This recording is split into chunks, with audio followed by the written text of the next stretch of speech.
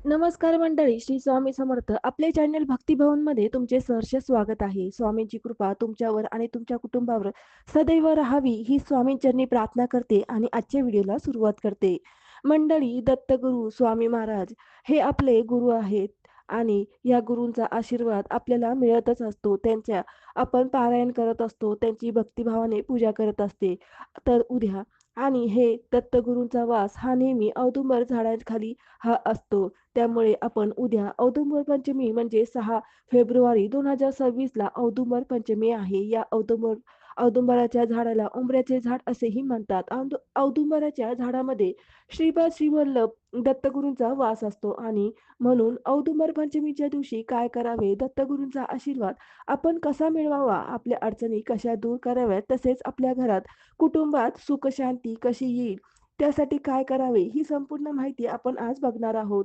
औदुंबर झाडाचे महत्त्व कसे वाढले आणि औदुंबर झाडाची काय कहाणी आहे, ही संपूर्ण माहिती आपण आजच्या दिवशी बघणार आहोत. भगवान नरसिंह सरस्वती स्वामी महाराजांनी शैल्यगमन केल्यानंतर नरसिंहवाडीच्या पुजाऱ्यांना प्रत्यक्ष दर्शन देऊन 5 दिवसीय त्यांच्याकडून सेवा स्वीकारली आणि औदुंबर पंचमीला त्या तिथीलाच महाराज पुन्हा अदृश्य झाले.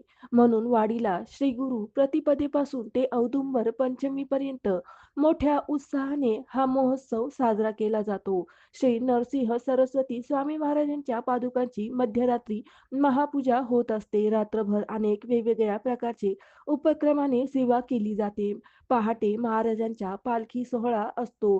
पंचमीच्या रात्री जागरण झाल्यावर पहाटे दत्तगोपाळ काला संपन्न होऊन हा जागराचा उत्साह समाप्त केला जातो. औदुंबर वृक्षाचे महत्त्व देखील तेवढेच महत्त्वाचे आहे. या वृक्षाचे त्यांच्या फळापासून मुळापर्यंत खोडापर्यंत संपूर्ण त्यांची दैवी गुणांनी हा असा औदुंबर वृक्ष आहे. झाडाच्या आसपास जमिनीत जिथे पाणी आढळते किंबहुना जिथे पाणी मुबलक प्रमाणात असते, अशा जमिनीत हा वृक्ष आढळतो. जखम झाल्यावर ती धुण्यासाठी औदुंबराच्या सालीच्या काडीने ती जखम धुतल्यावर वेगाने ती भरून निघत असते. तोंड आल्यावर देखील त्याच्या सालीचा काढा हा करून तोंडाला आतून लावला जातो. तसेच औदुंबर फळाचा रस करून देखील काही जण पीत असतात. कावीळ झाले असेल तर औदुंबराच्या पिकलेल्या अर्ध पान विड्यात देत देत असतात आणि त्यामुळे देखील कावीळ कमी होत असते. औदुंबर वृक्ष हे धार्मिक कार्यासाठी आणि तसेच औषधी साठी देखील खूप महत्त्वाचे असते.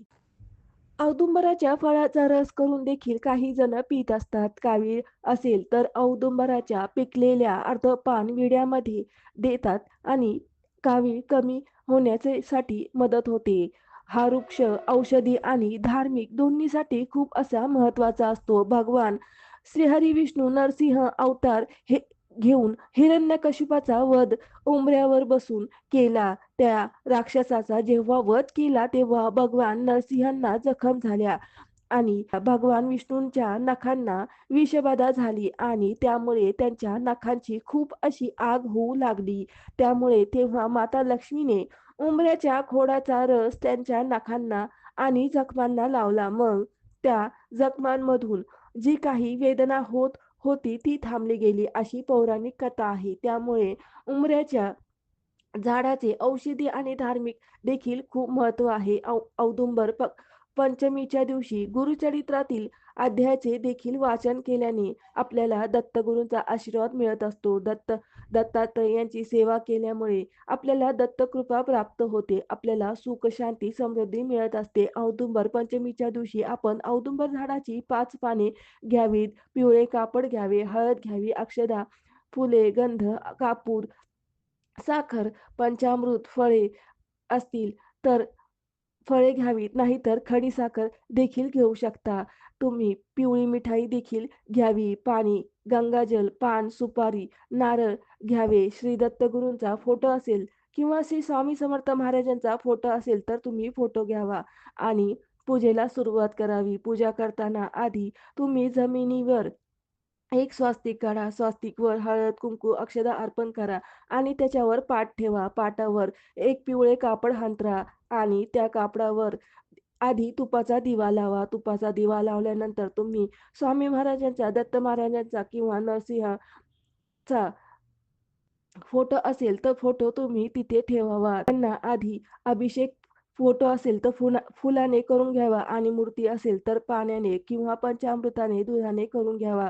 नंतर मूर्ती स्वच्छ पुसून खाली त्या पिवळ्या कपड्यावर अक्षता टाकून ती मूर्ती तिथे स्थापन करावी आणि त्यांना गंध, अक्षता, फुले, हळद, कुंकू अर्पण करावे. त्यांना धूपदीप नैवेद्य दाखवावा.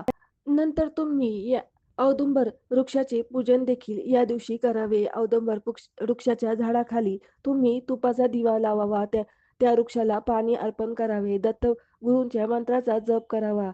ओम द्राम दत्तात्रय नमः किंवा दत्तगुरूंचा तुम्हाला कुठला जो काही मंत्र येत असेल, दिगंबरा दिगंबरा श्रीपाद वल्लभ दिगंबरा, या मंत्राचा देखील तुम्ही जप करावा. पूजा मांडणी करत असताना हा मंत्र तुम्ही सतत बोलत राहावा. नंतर तुम्ही नंतर तुम्ही महाराजांच्या फोटोसमोर फळे, साखर, पंचामृताचा नैवेद्य दाखवा. कुठलाही एक नैवेद्य दाखवला तरी चालतो. नंतर तुम्ही ओम औदुंबराय नमः नैवेद्यम समर्पयामी अशी पंचोपचाराने पूजा करावी. पूजेसमोर पान, सुपारी, नारळ अर्पण करावे. कापूर किंवा तुपाच्या दिवाने आरती करावी, ओवाळून घ्यावे. अशा पद्धतीने पूजा मांडणी करून घ्यावी. तुमच्या घराजवळ औदुंबराचे झाड असेल तर त्या झाडाला पाणी अर्पण करावे. तुपाचा दिवा लावावा. घरात पूजा मांडणी केली असेल तर तुम्ही तुपाचा दिवा हा 24 तास राहील याची काळजी घ्यावी. औदुंबराच्या झाडाखाली बसून तुम्ही नक्कीच या दिवशी दत्त महाराजांचे स्मरण करावे. दत्तांचा जो काही तुम्हाला मंत्र येत असेल तर तुम्ही तो बोलावा.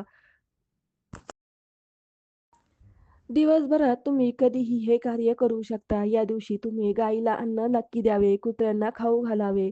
तुम्हाला काही वाटेल ते देखील तुम्ही कुत्र्यांना खाऊ घालावे. गाईला अन्नदान द्यावे. तसेच तुम्ही या दिवशी गुरुचरित्रातला 19वा अध्याय औदुंबर वृक्षाचे महत्त्व सांगितलेले आहे. या दिवशी 19वा अध्याय तुम्ही नक्की वाचावा. औदुंबराच्या झाडाखाली श्री गुरु नरसिंह सरस्वती कृष्ण पंचगंगा संगम वरील अमरेश्वर जवळील औदुंबर वृक्षाखालीच का वास्तव्य करत असतात. श्री नरसिंह सरस्वती यांनी औदुंबर वृक्ष का प्रिय आहे तर बघा, हे सर्व अध्यायामध्ये 19व्या अध्यायामध्ये सांगितलेले आहे. पूर्वी भगवान विष्णूंनी भक्त प्रल्हादाचे रक्षण करण्यासाठी नरसिंहचा अवतार धारण केला होता. हिरण्यकशिपू या दैत्याने प्रल्हादाचा खूप असा छळ केला होता. नरसिंहाने हिरण्यकशिपाचे पोट नाखांनी फाडून त्याचा वध केला. त्यामुळे त्या दैत्याच्या पोटातील काळकोट विष भगवान नरसिंहाच्या नखांना आणि बोटांना लागले. त्यामुळे भगवान नरसिंहनी बोटांना, नखांना प्रचंड अशी आगाग होऊ लागली.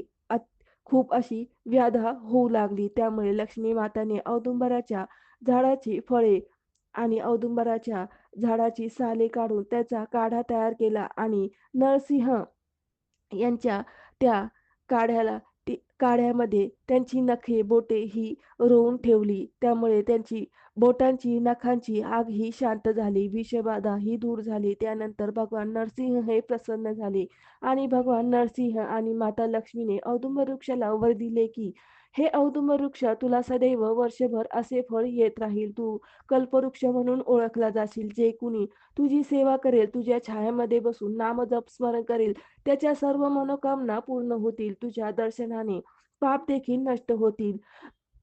तुझ्या सेवेने संतान प्राप्ती होईल. दारिद्र्य हे निघून जाण्यास सर्व मार्ग त्यांना भेटतील. तुझ्या छायेमध्ये जे कोणी जप करतील त्यांना पुण्य आणि मनोरथ सिद्ध मिळेल. तुझ्या छायेतील पाण्यात जे कुणी स्नान करेल त्याला गंगा स्नान केल्याचे पुण्य मिळेल. कलियुगात कल्पवृक्ष म्हणून प्रसिद्ध तू नेहमी राहशील. आम्ही लक्ष्मी सह तुझ्याजवळ कायम वास्तव्य करू. अशा प्रकारे अत्यंत क्रोधित अशा नरसिंह औदुंबराच्या सानिध्यात शांत झाले ते होते. म्हणून त्यांनी औदुंबर वृक्षाची धार्मिक महत्त्व देखील आहे. म्हणून नरसिंह सरस्वती हे दत्तात्रयाचे रूप असल्याने त्यांचे हे महत्त्व आपल्याला माहीत होते. म्हणून औदुंबर वृक्षाखाली वास्तव्य करून भगवानांना कृपा प्राप्त करून ही जी कथा आहे ती दत्त संप्रदायातील अत्यंत लोकप्रिय अशी कथा आहे. औदुंबर पंचमीला किंवा गुरुवारी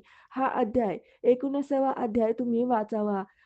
असं केल्यामुळे दत्तगुरूंची कृपा तुम्हाला प्राप्त होईल. लक्ष्मी मातेचा देखील तुम्हाला आशीर्वाद मिळत राहील. तर मंडळी, अशा प्रकारे तुम्ही औदुंबर पंचमी ही साजरी करावी. औदुंबराच्या झाडाला औदुंबर पंचमीच्या दिवशी तुम्ही नक्की पाणी अर्पण करावे, तुपाचा दिवा लावावा, त्यांना 11, 21, 51 प्रदक्षिणा घालाव्यात. दत्तकृपा तुम्हाला नक्कीच प्राप्त होईल. तर आजची सेवा ही महाराजांच्या चरणी समर्पित करते आणि आजचा व्हिडिओ इथेच संपवते. आता भेटू पुढच्या व्हिडिओमध्ये. तोपर्यंत श्री स्वामी समर्थ.